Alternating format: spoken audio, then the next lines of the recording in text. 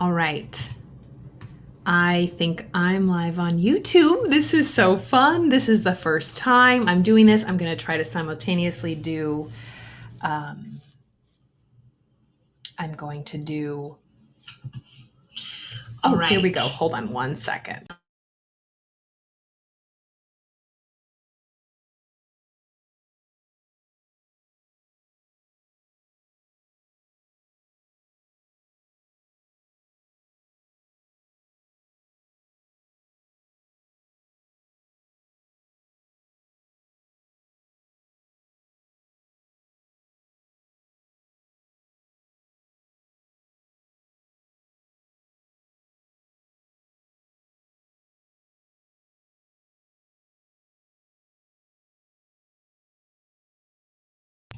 All right, we're good. I had to mute something. I had the window open and it was playing.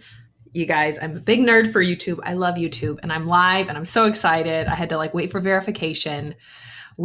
So what I'm doing is every day I'm going to read a chapter of some book that I love, some book that has really helped me explore myself and get to know myself better. And I hope you enjoy it as well. So what I was saying is I am going to simultaneously go on Instagram too, because I was challenged by a friend and I'm going to do it. So add a title.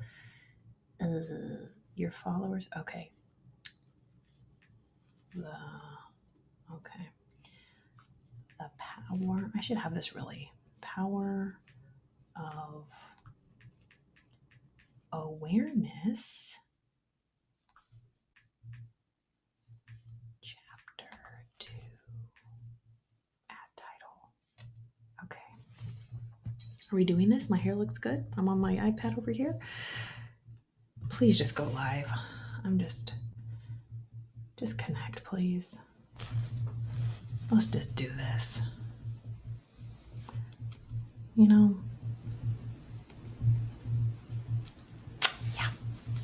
About that. We might have to start this over again.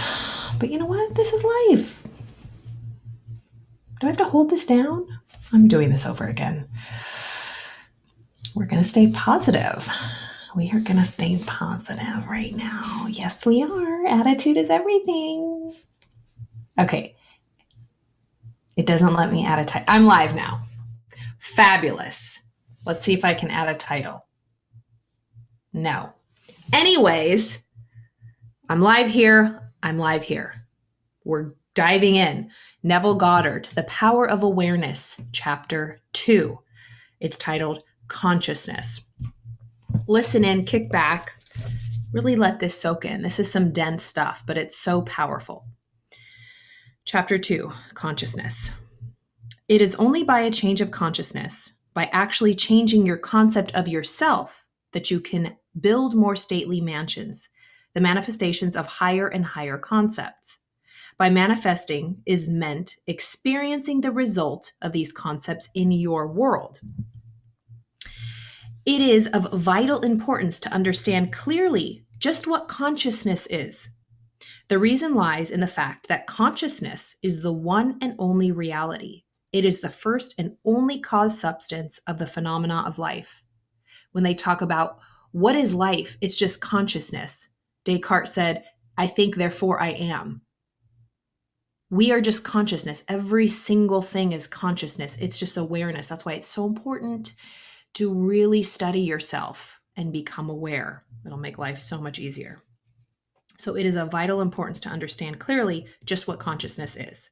The reason lies in the fact that consciousness is the one and only reality. It is the first and only cause substance of the phenomena of life. Nothing has existence. Okay, nothing, whose email? Okay. Nothing has existence for man save through the conscious he has of it. So nothing exists in my mind unless I am conscious of it or I'm aware of it. Therefore, it is to consciousness you must turn, for it is the only foundation on which the phenomena of life can be explained. If we accept the idea of a first cause, it would follow that the evolution of that cause could never result in anything foreign to itself. So nothing in life is going to surprise you. You might not like it, but it won't be foreign. That is, if the first cause substance is light, all its evolutions, fruits, and manifestations would remain light. The first cause substance being consciousness, all its evolutions, fruits, and phenomena must remain consciousness. Stay with me here. All that could be observed would be a higher or lower form or variation of the same thing. Okay. Like they talk about the Big Bang. Every form of life came from the Big Bang. And they say it was as small as like a pinhead of a needle, which blows our mind. We can't conceive of that. But, you know, how much information do we hold onto a little computer chip these days? How much music, remember the iPods when they first came out? It's like, how can all of my music be on this one little iPod? So every single thing that's in existence, every form of life, everything physical in this world is from consciousness first.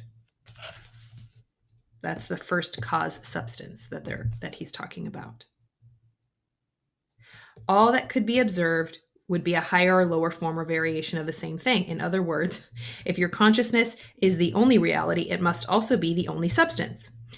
Consequently, what appears to you as circumstances, conditions, and even material objects is really only the product of your own consciousness. Nature, then, as a thing or a complex of things external to your mind, must be rejected. Okay, so nature as a thing or a complex of things, anything that's outside of our mind must be rejected. You and your environment cannot be regarded as existing separately. You and your world are one. So there is no place where I stop and you start. The person next to you, your neighbors. We are just, bounded by this. This is the border of my skin. But my energy is, if you're watching, is getting to you right now. If you know me, you can feel my energy. That is boundless. That has no form. And I'm sure when you really are close with somebody, you're really connected with them. It's like you're one with them. You're one with them. Therefore, you must turn from the objective, outside appearance of things to the subjective, inner center of things, your consciousness, if you truly desire to know the cause of the phenomena of life and how to use this knowledge to realize your fondest dreams. This is a tool here. In the midst of the apparent contradictions, antagonisms, and contrasts of your life, there is only one principle at work, only your consciousness operating. Difference does not consist in variety of substance, but in variety of arrangement of the same cause substance, your consciousness. In class, I study with Bob Proctor, I'm a consultant, and he said this really cool thing. Like if we, like water, right? This is my glass of water. It says love, it's beautiful, water. So if I put heat to this water, it's going to go up to steam. It's going to change form. It's still water, but it changes form. It's the same cause substance, but it just changes form. So everything in this physical world is always changing from one state to another. So we have water, then it goes to steam, ether, air, gas, all that, and it just goes in this circle. This hourglass, this glass, so there's sand in the glass and then there's glass. This glass used to be sand. It's just vibrating at a different frequency. Through heat, through fire, it was molded into glass, but it used to be sand. Isn't that weird? So it's the same thing. It just is arranged in a different form. It's vibrating at a different level. So it says differences does not consist in in variety of substance, but in a variety of arrangement of the same cause substance, your consciousness. So our mind works the same way. The world moves with motiveless necessity. The world moves with motiveless necessity. By this is meant that it has no motive of its own, but is under the necessity of manifesting your concept, the arrangement of your mind, and your mind is always arranged in the image of all you believe and consent as true. Let me read that again. So the world moves with motiveless necessity. There's just motion always going on. It's neutral. We're the ones that give meaning to it. Hold on. The world moves with motiveless necessity. By this is meant that it has no motive of its own, but is under the necessity of manifesting your concept, the arrangement of your mind, and your mind is always arranged in the image of all you believe and consent as true.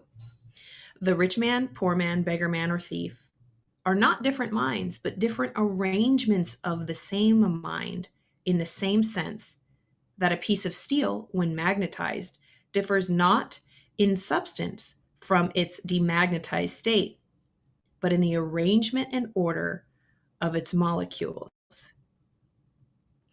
It's like a word.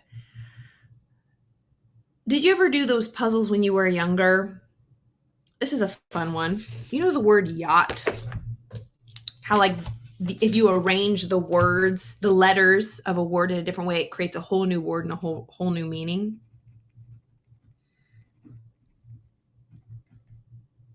So my mom's name is Kathy. And I learned that those same 5 letters also spell yacht. Isn't that weird? Isn't that weird? It's the same exact letters, but arranged in a different way, take on a completely new word and meaning. Very interesting. Okay.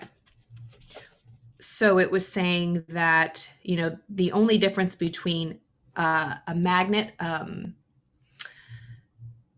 that's demagnetized is just the unseen forces, the magnetization of it. But they are still comprised of the same elements. One's just magnetized, one's not. So a single electron revolving in a specific orbit constitutes the unit of magnetism.